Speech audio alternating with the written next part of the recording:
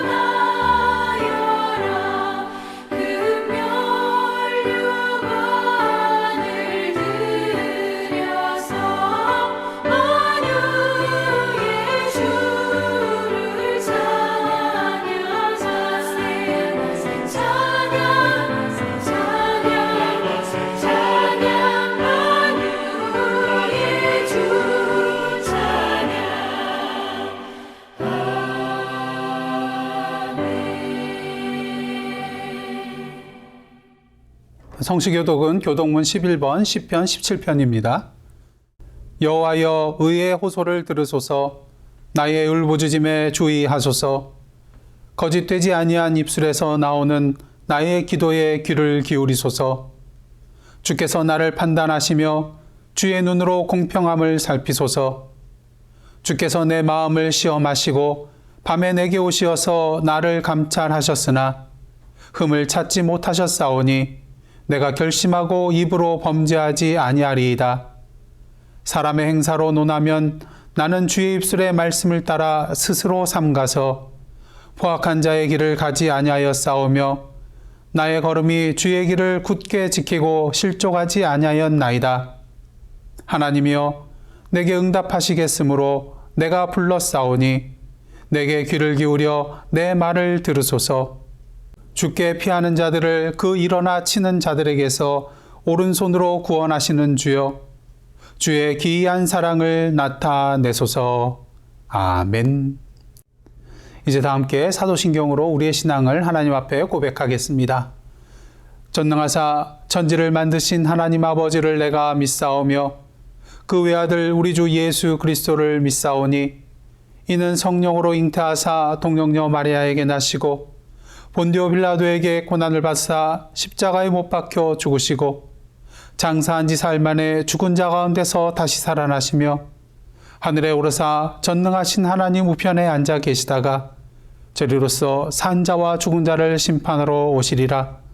성령을 믿사오며 거룩한 공회와 성도가 서로 교통하는 것과 죄를 사하여 주시는 것과 몸이 다 사는 것과 영원히 사는 것을 믿사옵나이다. 아멘.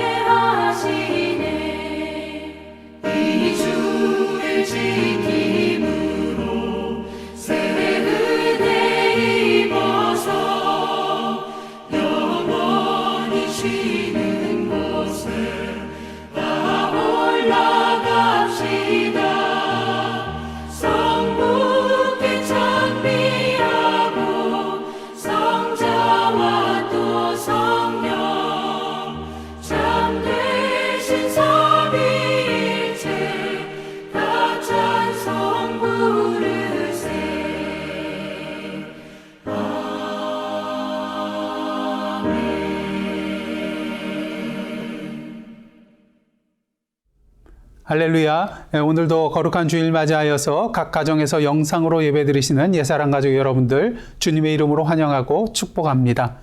이 시간 교회 소식 몇 가지 알려드리도록 하겠습니다. 다음 주일 6월 6일 오후 2시에서 3시 사이에 교회 주차장에서 현장 헌금이 있겠습니다. 그리고 같은 날 현장 헌금 후에 저희들 임시당회로 모이게 되겠는데요. 저희들 특별히 대면 예배 재개할 그런 날짜를 결정하기 위하여 모이게 됩니다. 위에서 기도해 주시기를 원합니다.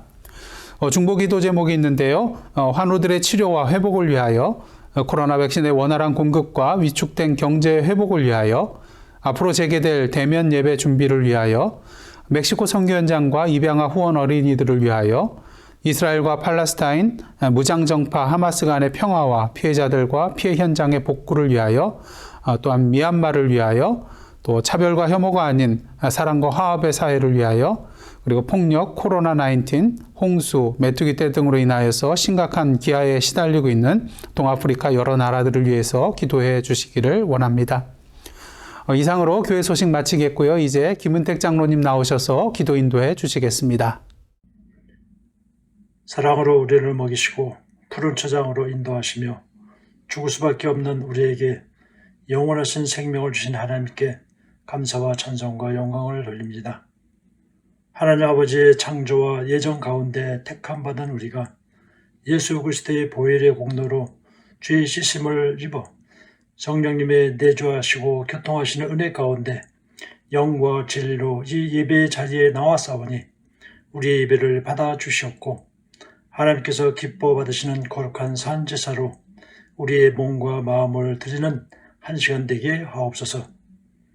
우리의 인생에서 한 번도 경험해 보지 못한 어려움과 두려움의 질병이 우리를 에워싸고 있지만 진리의 영이신 성령님께서 이 시간 우리 가운데 임재하셔서 하나님과의 인격적인 만남을 있게 하시고 그 만남을 통하여 모든 어려움과 두려움을 극복하는 변화의 삶을 살게 인도하옵소서.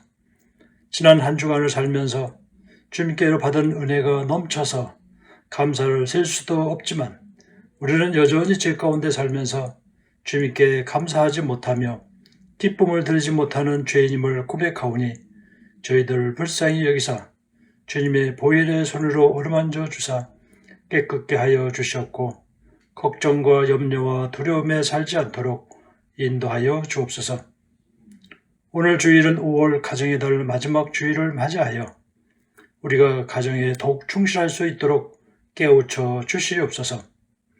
아내 사랑하기를 자기 자신처럼 하며 남편을 존경하며 자식은 부모를 공경하라는 성경 말씀이 이 시간 우리의 고백과 행동이 되게 하사 축복과 은혜와 감사가 넘치는 가정들 되게 하옵소서.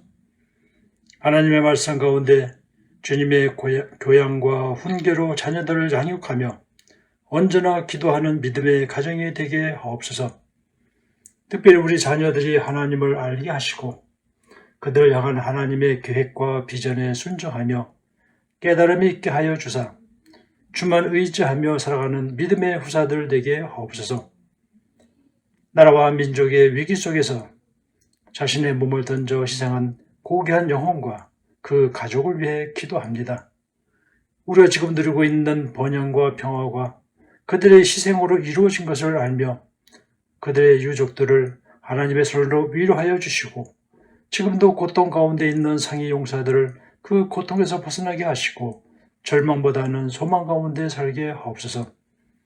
지금도 세계 곳곳에서 민족이 민족을 치고 내전을 어려움을 겪고 있는 곳이 많이 있사오니 그들의 인간의 고귀함을 알며 생명을 희생하지 않고 평화하며 기쁨으로 살 수 있도록 변화되게 하옵소서. 특별히 미얀마에서는 수많은 민간인들이 희생되고 자유가 박탈되며 어려움에 처하고 있사오니 서로 간에 화해하며 다시금 손에 손을 잡고 서로의 사랑을 나누며 살 수 있도록 도와주셨기를 바랍니다. 오늘 이 예배 자리에 나온 사랑하는 성도들의 형편을 주님께서 하시오니 따스한 위로의 손길로 어루만져 주옵소서. 약한 자를 강하게 하시옵고 슬픔 당한 자에게 위로를 주시고 근심하는 자에게 찬송하게 하시며 병들어 고통하는 자에게는 그 병들이 낫는 축복을 주사 감사하게 하시며 오직 주의 말씀만 의지하며 믿음으로 살아가는 주의 자녀들 되게 하옵소서. 오늘도 말씀을 들고 단에 서신 하영태 목사님을 축복하여 주사 주의 진리의 말씀만 증거하게 하시옵고 우리의 심령과 골수를 쪼개어 변화되는 이 시간 되게 하옵소서. 우리의 생명과 위로자가 되시는 예수님의 이름으로 기도하옵나이다. 아멘.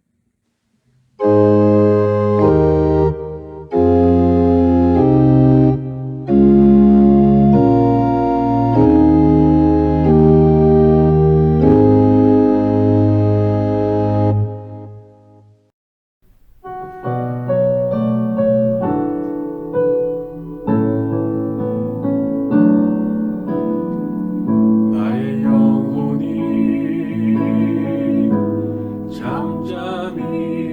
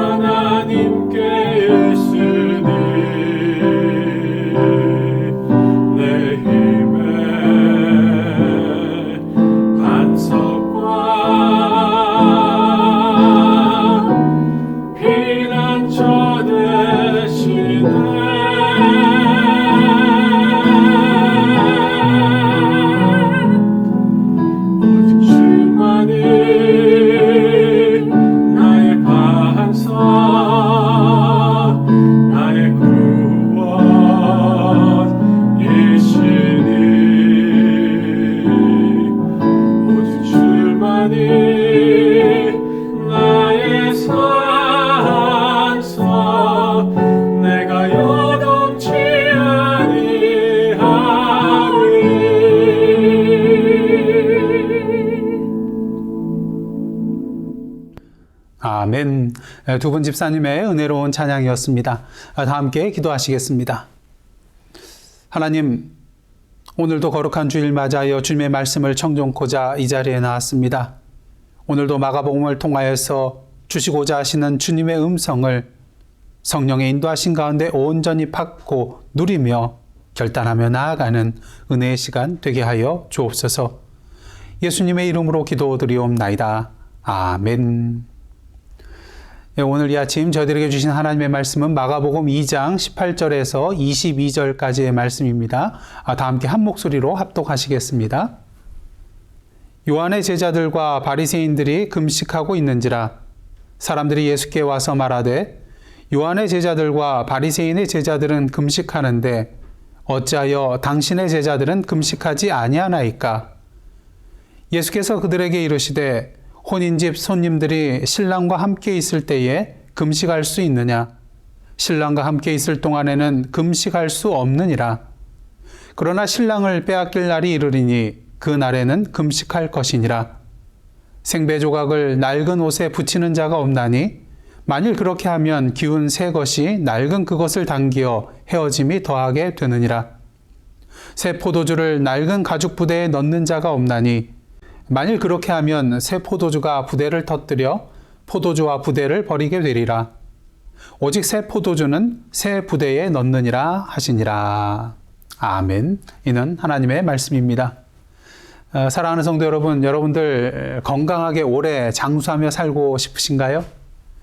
미국의 유명한 영양학자이며 물리치료사였던 폴 브래그 박사는 우리가 건강을 누리면서 장수하려면 9명의 전문의들과 친해져야 한다고 말을 하는데요.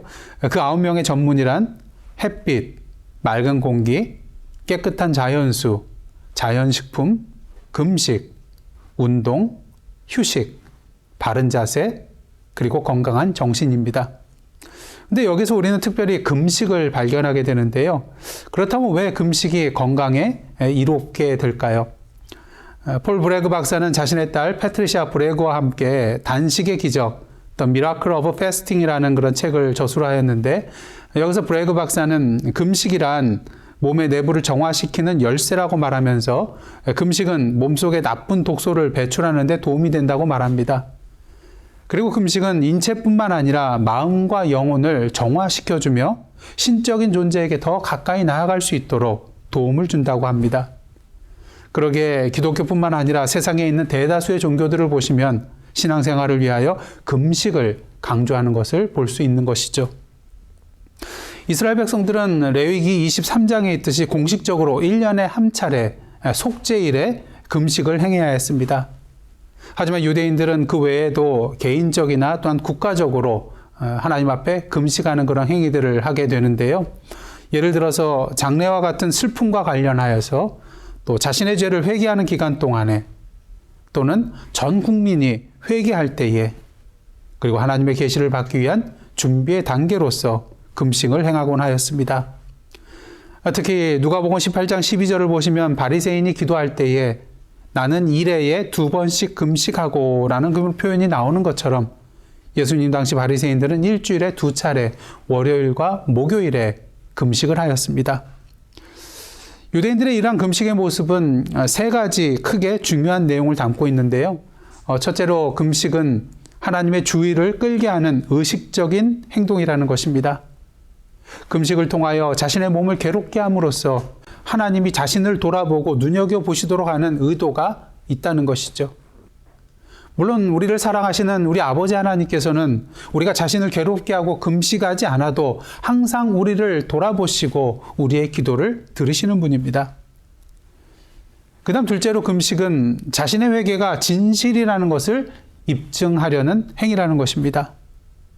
금식을 통하여 자신의 말과 기도가 진실하다는 것을 보여주고자 한다는 것이죠. 근데 여기에서 우리가 한 가지 주의해야 할 것은 금식이 자신의 그런 진실함을 나타내는 수단으로서 중요하다고는 할 수 있지만 금식 그 자체가 우리의 회개를 대신할 수는 없다는 것입니다. 우리가 아무리 하나님 앞에서 금식을 100번, 1000번 한다 할지라도 하나님 앞에 진실한 그런 통해 자복의 회개 없이는 우리의 죄를 용서받을 수 없다는 것이죠.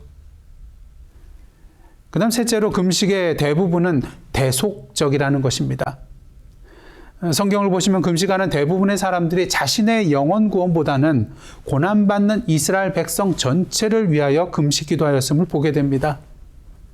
그런 면에 있어서 자신의 개인적인 경건과 속죄를 위해서 금식을 하는 것도 중요하지만 이제는 그 기도의 폭을 넓혀서 나라와 민족을 위하여, 온 세상을 위하여, 그리고 하나님의 나라와 그 의를 위하여, 하나님의 나라의 확장을 위하여 금식 기도하는 저와 여러분의 모습이 되어야 할 줄 믿습니다. 오늘 본문을 보시면은 금식에 관한 그런 이야기가 나오는데요. 본문 18절 말씀 보시겠습니다. 요한의 제자들과 바리새인들이 금식하고 있는지라 사람들이 예수께 와서 말하되 요한의 제자들과 바리새인의 제자들은 금식하는데 어찌하여 당신의 제자들은 금식하지 아니하나이까? 사람들이 보기에 세례 요한의 제자들도 금식을 하고 바리새인들의 제자들도 금식하는데 어찌하여 예수의 제자들은 금식하지 않냐는 것입니다. 너무 이상했던 것이죠. 이에 예수께서 그들에게 세 가지 비유로 답을 해주고 계시는데요. 첫 번째, 혼인잔치의 비유입니다. 본문 19절, 20절 말씀입니다. 예수께서 그들에게 이르시되 혼인집 손님들이 신랑과 함께 있을 때에 금식할 수 있느냐? 신랑과 함께 있을 동안에는 금식할 수 없느니라. 그러나 신랑을 빼앗길 날이 이르리니 그날에는 금식할 것이니라. 예수께서 이 땅에 오심으로 시작된 하나님의 나라는 우리가 울며 슬퍼해야 할 장례식과 같은 그러한 날이 아니라 우리가 함께 더불어 즐거워하며 기뻐해야 할 혼인잔치와 같다는 것입니다. 그러기에 신랑을 빼앗길 날, 즉 예수께서 십자가의 고난을 당하시고 죽임을 당하신 그때에는 우리가 금식해야 하지만 지금은 금식할 때가 아니라는 것이죠. 그렇다면 예수께서 금식에 관하여 굳이 혼인잔치의 비유를 들어서 설명하신 이유는 무엇일까요? 그 이유는 듣는 사람으로 하여금 더 쉽게 이해하게 하시기 위함이었습니다. 신학자 윌리엄 마클레이는 그의 마가복음 주석에서 이렇게 말하고 있습니다. 예수님 당시 사람들은 생활이 어려웠던 때인 만큼 혼인잔치를 하는 주간만큼은 그 사람의 생애에 있어서 가장 행복한 시간이었다. 랍비들의 규정을 보면 신랑을 수종드는 모든 사람들에게 기쁨을 감소시킬 수 있을 만한 종교적 의무가 있을 경우에는 그것들을 준수할 필요가 없다라고 되어 있다. 결혼식 손님은 실제로 모든 금식에서 제외되었다. 그런 예수님 당시 이 혼인잔치의 비유를 듣는 사람들은 예수께서 무엇을 말씀하시고자 하는지 쉽게 이해하게 되었을 것입니다. 혼인잔치의 신랑이 되시는 예수님과 함께 있는 때는 가장 기쁘고 즐겁고 행복한 시간이기에 금식할 수 없다는 것이죠. 다음으로 둘째와 셋째 비유는 생배 조각의 비유와 또 새 포도주의 비유인데요. 본문 21절, 22절 말씀 보시겠습니다.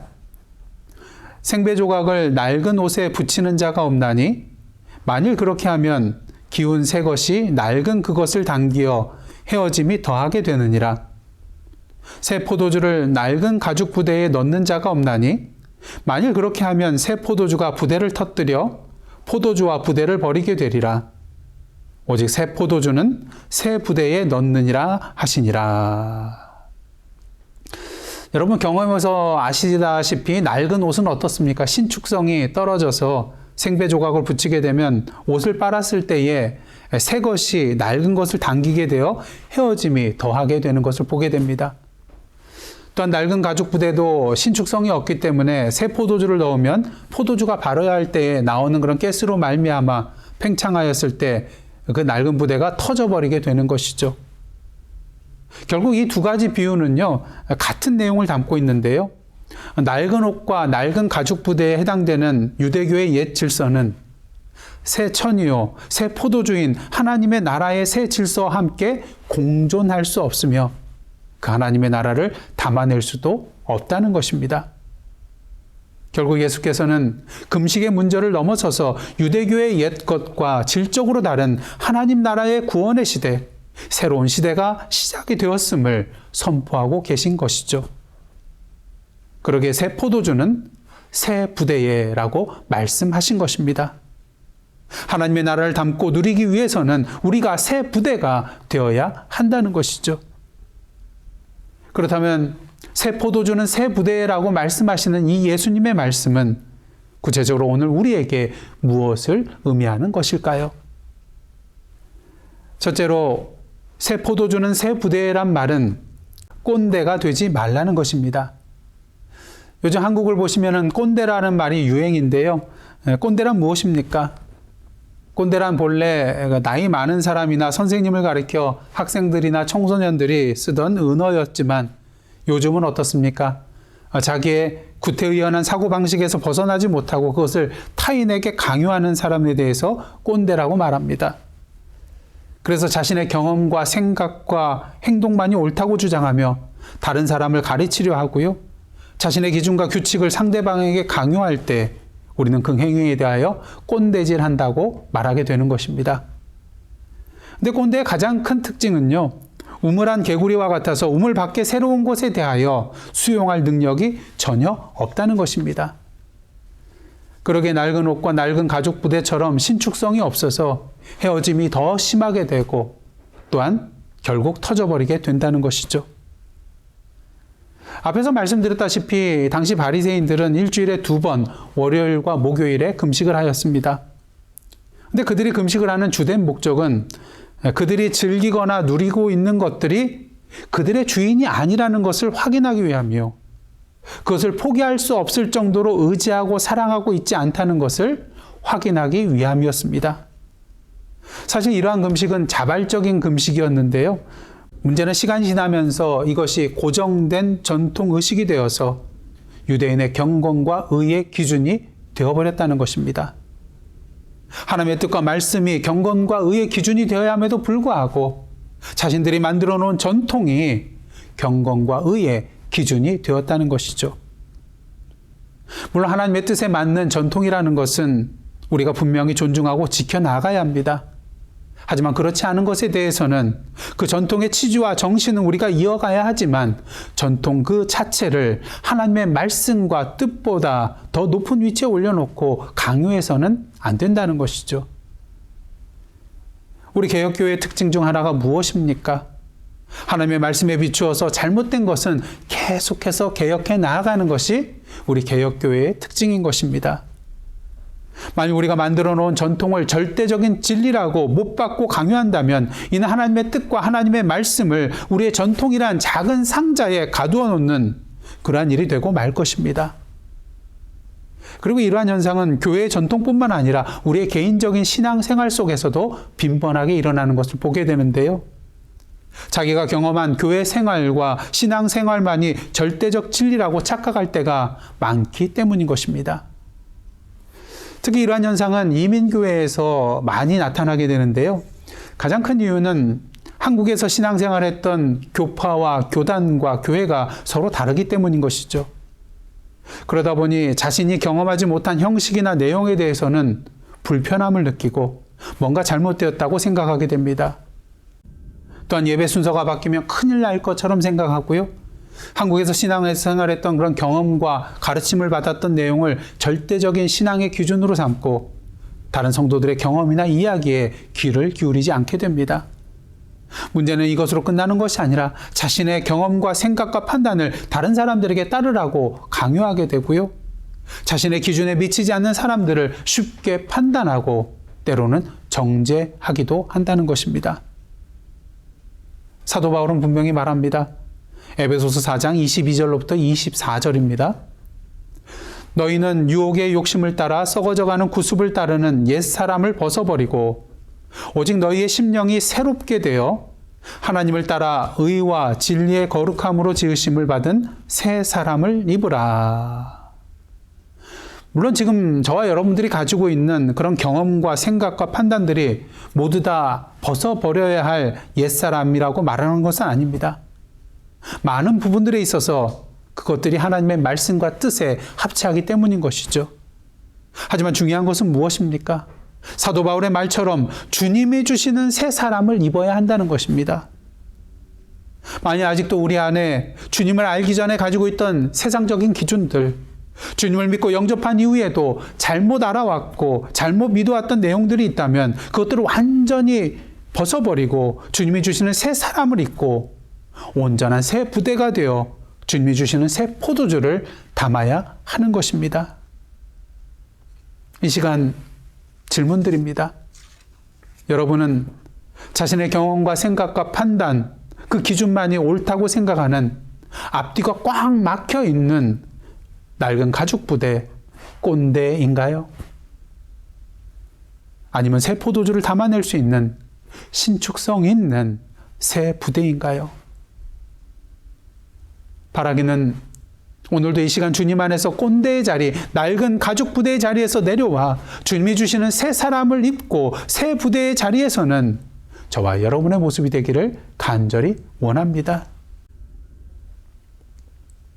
그 다음 둘째로 새 포도주는 새 부대란 말은 종교 생활이 아닌 신앙 생활을 하라는 것입니다.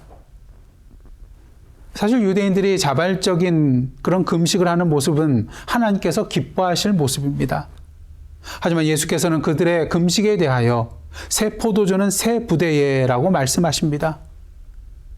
앞서 말씀드린 대로 금식이 고정된 전통 의식으로서 절대적인 경건의 기준이 되었기 때문이며 또 한 가지는 금식의 본질과 목적이 퇴색하여 그 내용은 사라지고 껍데기 형식만 남았기 때문인 것입니다.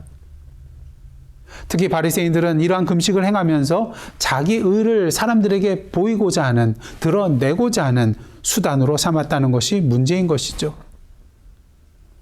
그러게 마태복음 6장 16절로부터 18절 보시면 어떻습니까? 예수께서 말씀하십니다. 금식할 때에 너희는 외식하는 자들과 같이 슬픈 기색을 보이지 말라. 그들은 금식하는 것을 사람에게 보이려고 얼굴을 흉하게 하느니라. 내가 진실로 너희에게 이르노니 그들은 자기 상을 이미 받았느니라. 너는 금식할 때에 머리에 기름을 바르고 얼굴을 씻으라. 이는 금식하는 자로 사람에게 보이지 않고 오직 은밀한 중에 계신 내 아버지께 보이게 하려 함이라.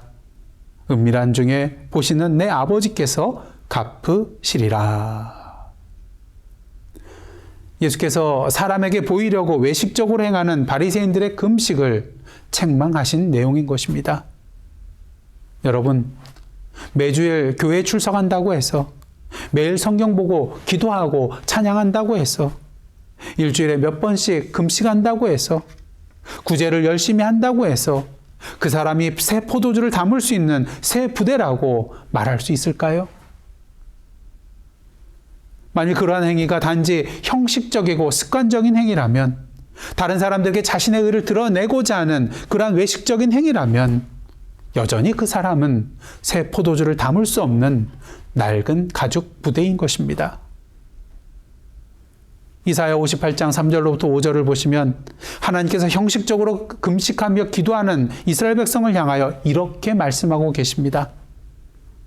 보라, 너희가 금식하는 날에 오락을 구하며 온갖 일을 시키는도다. 보라, 너희가 금식하면서 논쟁하며 다투며 악한 주먹으로 치는도다. 너희가 오늘 금식하는 것은 너희의 목소리를 상달하게 하려는 것이 아니니라. 이것이 어찌 내가 기뻐하는 금식이 되겠으며 이것이 어찌 사람이 자기의 마음을 괴롭게 하는 날이 되겠느냐. 그의 머리를 갈대같이 숙이고 굵은 배와 재를 펴는 것을 어찌 금식이라 하겠으며 여호와께 연락될 날이라 하겠느냐. 또한 이사야서 1장 11절 12절을 통하여 이러한 말씀을 하십니다. 여호와께서 말씀하시되 너희의 무수한 재물이 내게 무엇이 유익하뇨? 나는 순양의 번제와 살찐 짐승의 기름에 배불렀고 나는 수송아지나 어린 양이나 수렴조의 피를 기뻐하지 아니하노라. 너희가 내 앞에 보이러 오니 이것을 누가 너희에게 요구하였느냐? 내 마당만 밟을 뿐이니라.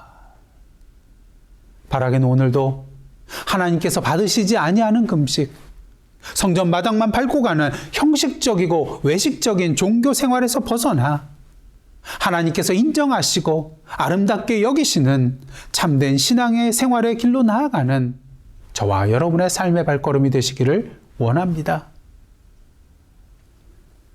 그렇다면 하나님이 기뻐하시는 금식은 무엇일까요? 이사야서 58장 6절에서 9절입니다. 내가 기뻐하는 금식은 흉악의 결박을 풀어주며 멍에의 줄을 끌어주며 압제당하는 자를 자유하게 하며 모든 멍에를 꺾는 것이 아니겠느냐. 또 줄인 자에게 내 양식을 나누어 주며 유리하는 빈민을 집에 들이며 헐벗은 자를 보면 입히며 또 내 고륙을 피하여 스스로 숨지 아니하는 것이 아니겠느냐. 그리하면 내 빛이 새벽같이 비칠 것이며 내 치유가 급속할 것이며 내 공의가 내 앞에 행하고 여호와의 영광이 내 뒤에 호위하리니 내가 부를 때에는 나 여호와가 응답하겠고 내가 부르짖을 때에는 내가 여기 있다 하리라.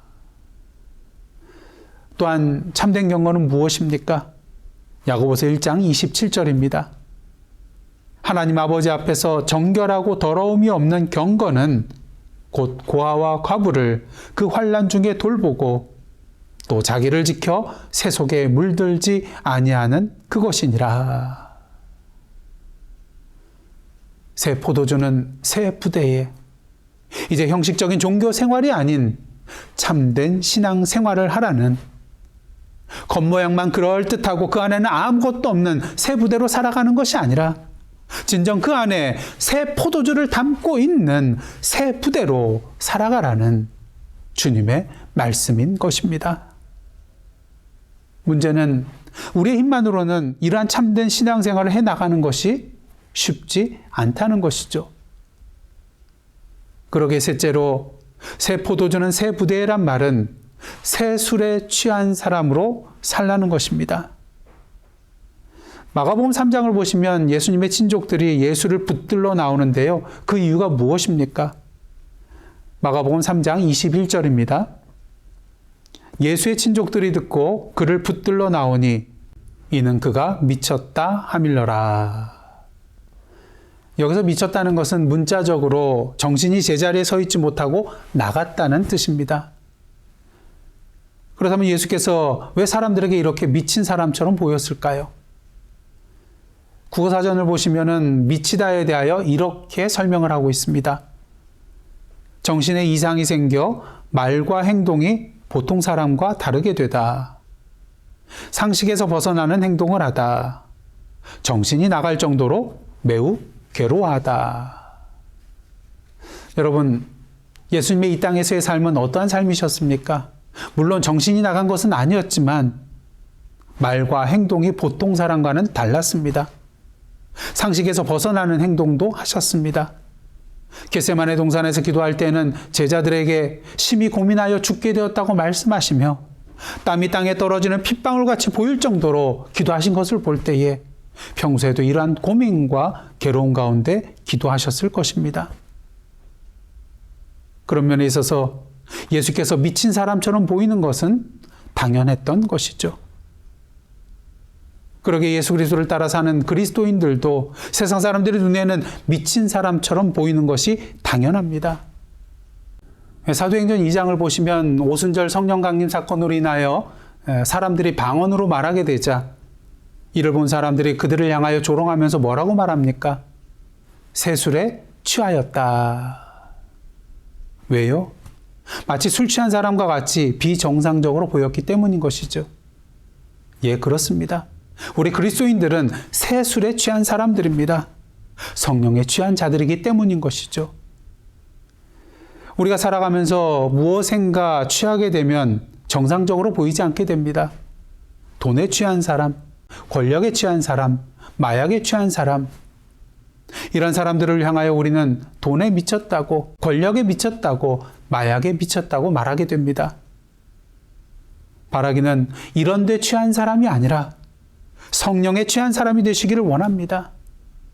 바라기는 이런 데 미친 사람이 아니라 예수 그리스도에 대하여 미친 사람이 되기를 원합니다. 물론 세상 사람들에게는 이렇게 성령에 취한 사람, 예수 그리스도에 대하여 미친 사람의 모습이 비정상적으로 보이게 될 것입니다. 하지만 그리스도인의 삶이 세상 사람들에게 정상적으로 보인다면 오히려 이것이 더 이상한 것이 아닐까요? 왜요? 우리 그리스도인은 억지로 오리를 가게 하는데 심리까지 가고 오른뺨을 맞았는데 왼뺨도 돌려대며 고발하여 속옷을 달라고 하는데 겉옷까지 내어주며 원수를 미워하지 않고 오히려 원수를 사랑하며 자신을 박해하는 자를 위하여 기도하는 사람들이거든요. 그런 의미에서 우리가 세상 사람들의 눈에 정상적으로 보이는 것은 아직도 그리스도인으로서 2% 부족하다는 것을 보여주는 증거가 되는 것입니다. 중요한 사실은 우리가 예수 그리스도에 미친 사람, 성령에 취한 사람으로 살아가는 것이 엄밀하게 말하면 하나님 보시기에 비정상적인 삶은 아니라는 것입니다. 그렇다면 세상 사람들은 왜 우리 그리스도인에 대하여 비정상적인 사람으로 보는 것일까요? 그 이유는 아주 간단합니다. 그 사람들이 비정상적이기 때문인 것이죠. 비정상적인 사람들이 우리 정상적인 사람들을 볼 때에 어떻게 생각이 되겠습니까? 비정상적으로 보이는 것이죠. 사랑하는 성도 여러분, 정상적이라고 말할 수 있는 절대적인 기준은 어디에 있을까요? 세상 사람들이 가지고 있는 정상적이라는 기준은 모두 다 상대적인 기준입니다. 각자의 상황과 처지와 문화와 시대에 따라 달라지기 때문인 것이죠. 그렇다면 정상적이라고 말할 수 있게 되는 절대적인 기준은 어디에 있을까? 예, 그렇습니다. 바로 우리 아버지 하나님께 있는 것입니다. 그런 의미에서 하나님의 뜻대로 예수 그리스도의 말씀대로 성령의 인도하심대로 살아가는 그리스도인의 삶은 비정상적인 삶이 아니라 지극히 정상적인 삶이 되는 것이죠. 바라기는 오늘도 새 술에 취한 자로 세상 사람들이 보기에는 정상적인 삶이 아니라 할지라도 하나님 보시기에 정상적인 삶을 살아가는 저와 여러분의 모습이 되기를 원합니다. 예수께서 새 포도주는 새 부대라고 말씀하셨습니다.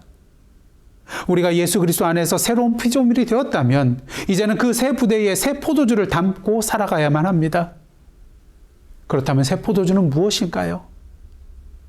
궁극적으로 예수 그리스도의 이 땅에 오심으로 도래한 하나님의 나라를 의미하는 것으로 예수 그리스도의 임재와 다스리심을 의미하는 것입니다.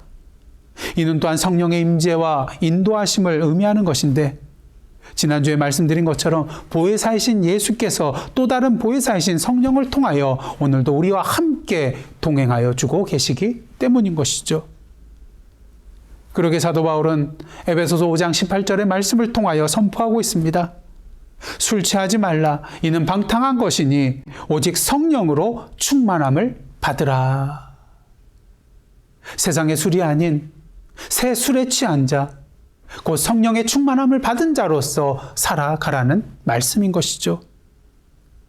그럴 때 우리는 하나님의 나라의 진리와 사랑과 생명과 질서와 관계없이 그동안 내가 세상적으로 편하게 붙들고 누려왔던 그 모든 것들, 내가 생각하기에 좋다고 여기며 절대적인 진리로 여겨왔던 것들을 하나님 앞에 온전히 내려놓을 수 있게 될 것입니다. 마치 사도 바울이 예수 그리스도를 아는 지식이 가장 고상하기에 그동안 자신이 누리며 쌓아왔던 그 세상의 모든 것들을 배설물로 여긴 것처럼 말인 것입니다. 그리고 그동안 자리 잡고 있었던 우리의 꼰대의 자리에서 내려올 수 있게 되고 형식적이며 자기 의를 위하여 살아가는 종교 생활에서 벗어나 이제는 참된 신앙 생활을 영위하며 살아갈 수 있게 될 것입니다. 옛말에 이런 말이 있죠. 처음에는 사람이 술을 먹고 다음에는 술이 술을 먹고 마지막에는 술이 사람을 먹는다. 바라기는 세상의 술이 아닌 성령에 취한 자가 되기를 원합니다. 그러할 때 처음에는 내가 성령을 먹고 내가 성령을 붙드는 것처럼 생각하지만 우리도 모르는 사이에 그 성령께서 나를 먹고 그 성령께서 나를 붙들어 주시는 것을 경험하게 될 것입니다. 그리고 그 안에서 오늘도 신랑 되시는 예수 그리스도의 혼인잔치, 곧 하나님의 나라의 천국 잔치를 맛보는 기쁨의 삶을 누리게 되실 것입니다. 오늘도 이 시간 예수께서 우리에게 말씀하고 계십니다. 새 포도주는 새 부대에. 기도하시겠습니다.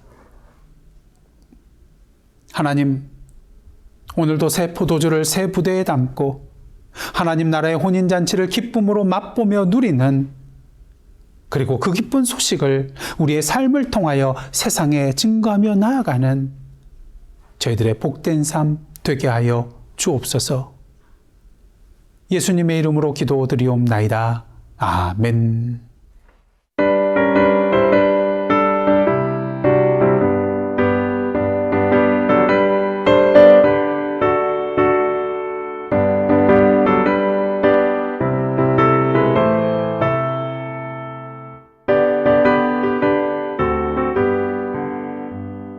내가 예수 믿고서 죄사함 받아 나의 모든 것 다 변했네. 지금 내가 가는 길 천국 길이요 주의 피로 내 죄가 씻겼네.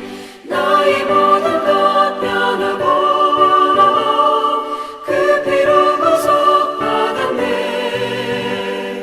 하나님은 나의 구원 되시오니 내게 정죄함 없겠네. 주님 맑은 빛 되사 어둠을 지니 나의 모든 것 다 변했네. 지금 내가 주 앞에 온전케 됨은 주의 공로를 의지함일세.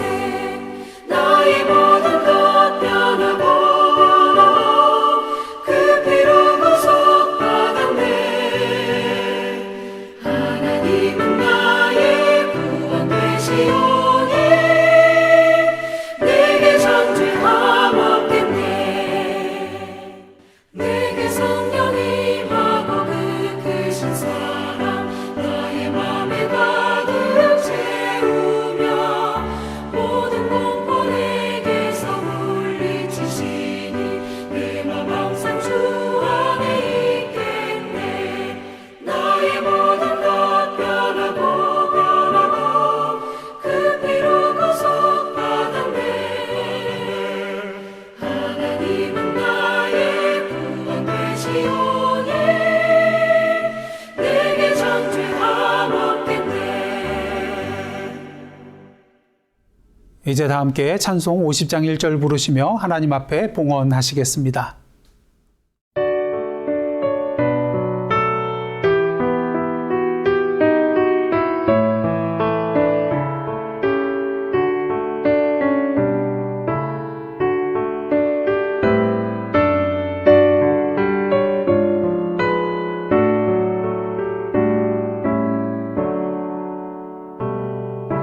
내게 있는 모든 것을 아낌없이 드리네.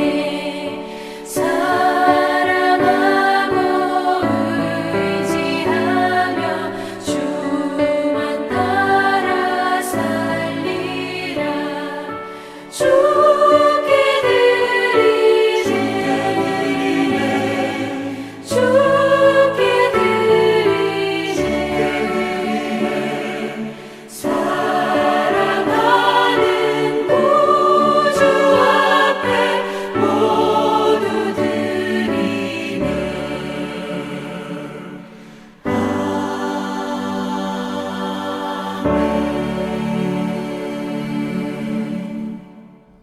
다 함께 기도하시겠습니다. 하나님, 지난 한 주간도 저희들을 사랑으로 품어주시고 오늘도 주님 앞에 나와 예배드릴 수 있도록 인도하여 주심에 감사드립니다. 그러기에 이 시간 주님께 감사한 마음으로 가난한 가부의 두렵돈의 정성으로 우리에게 허락하신 물질과 우리의 삶을 주님 앞에 올려드리오니 기뻐 흠양하여 주시고 이 물질이 사용되는 곳마다 우리의 손길과 발걸음이 닿는 곳마다 주님의 영광이 나타나게 하여 주옵소서. 하나님의 나라와 그 의를 위하여 기도합니다.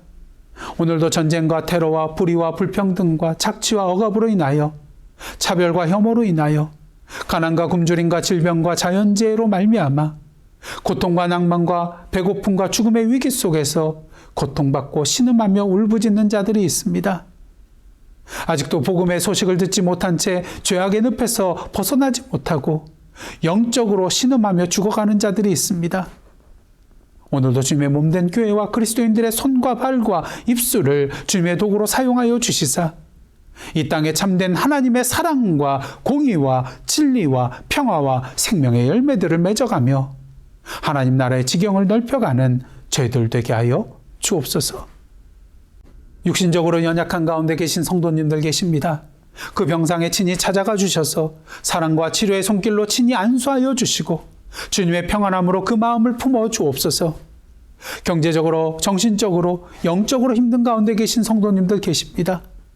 모든 인생의 문제를 주님께 믿음으로 맡기고 나아갈 때에 성령의 인도하심과 능력 주신 가운데에 그 모든 어려움을 이겨내며 주님 앞에 감사와 찬양과 기쁨으로 나아가는, 그리고 한 걸음 더 나아가 매일매일의 삶을 주님 앞에 드림으로 주님의 기쁨과 축복의 통로로 살아가는 주님의 거룩한 백성 되게 하여 주옵소서. 이제 새로운 한 주간 살아가게 됩니다. 성령 충만한 가운데 매일매일 주님과 함께 동행하며 성령의 아름다운 열매들을 맺으며 주님의 향기로 살아가는 저희들의 복된 삶 되게 하여 주옵소서. 이 모든 말씀 예수님의 이름으로 기도드리옵나이다. 아멘. 이제 다 함께 파송의 말씀으로 나아가시겠습니다.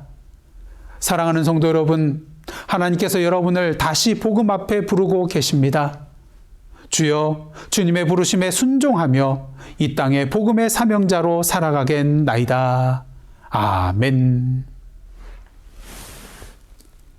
이제는 우리 구주 예수 그리스도의 은혜와 하나님 아버지의 크신 사랑과 성령님의 감동하며 교제케 하시는 역사가 오늘도 새 포도주를 새 부대에 담고 하나님 나라의 기쁨을 누리며 우리의 삶을 통하여 이 땅에 하나님의 나라의 복음의 소식을 전하고자 결단하며 나아가는 하나님의 백성들과 그 삶의 터전 위에 나라와 민족과 이 미국 땅과 선교지와 온 세계 위에 이제로부터 영원토록 함께 계시옵기를 간절히 축원하옵나이다.